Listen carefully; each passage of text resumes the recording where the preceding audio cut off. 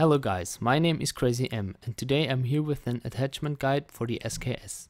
So when I played with the SKS and I changed the attachments, I couldn't really figure out what was the difference.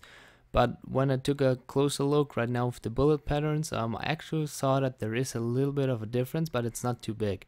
So let's get started. First off, we start with the naked SKS, and so as we can see, it's a pretty solid gun. The recoil pattern at like 4 meters aiming down sights is a straight line up, and it's pretty damn accurate.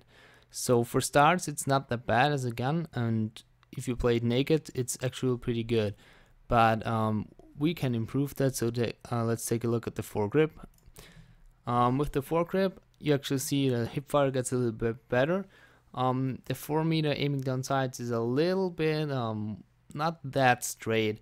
But as we see at the 50 meter radius, actually the foregrip on the SKS doesn't only reduce like the horizontal recoil, but also the vertical recoil, and that is quite a bigger deal over the longer ranges, since it takes you 4 shots to take out an opponent if you're not getting a headshot.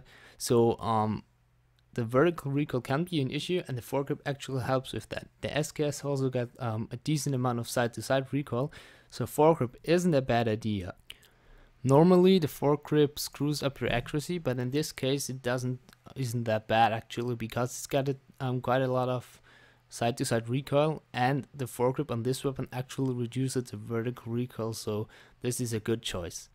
Next off, we got the flash suppressor.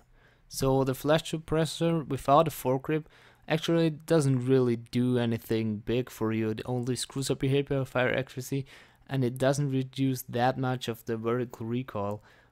So not that good. But if you look at it with a foregrip attached, that's actually quite nice. When we look at the 4 meter ADS pattern, like that's only 3 bullet holes there, so this is gonna be very low recoil. The hipfire is worse than the naked gun or the SKS only with a foregrip, but if you can live with that, this is actually a variant that's reducing the recoil down to a minimum. So if you have issues with the recoil, you could go with a foregrip and the flash suppressor. The next thing is the laser sight. So the laser sight is definitely a good choice on this one, because with the SKS you're gonna be more of the like close quarters recon, if you can say it like that, and this is gonna help a lot with the hipfire accuracy. As we see here, there's only 4 dots in here, so this is pretty good. Everything else is the same because the laser sight doesn't affect that.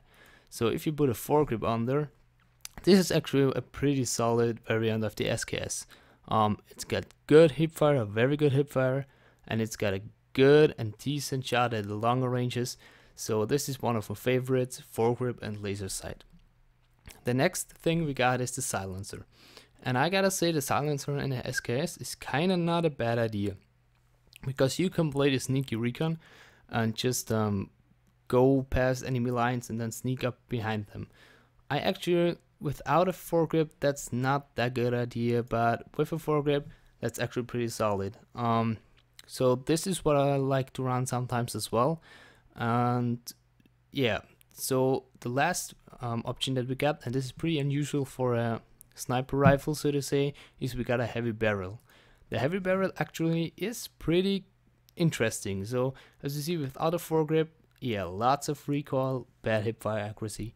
With a foregrip, better hipfire and better aiming down sight spread. So to sum it up, I gotta say a foregrip is definitely a good choice on the SKS, even though it might seem controversial or something stupid to put a foregrip, which messes kind of with the aiming down sights accuracy on a sniper rifle, but on the SKS it's a good deal, and so you definitely should go for that.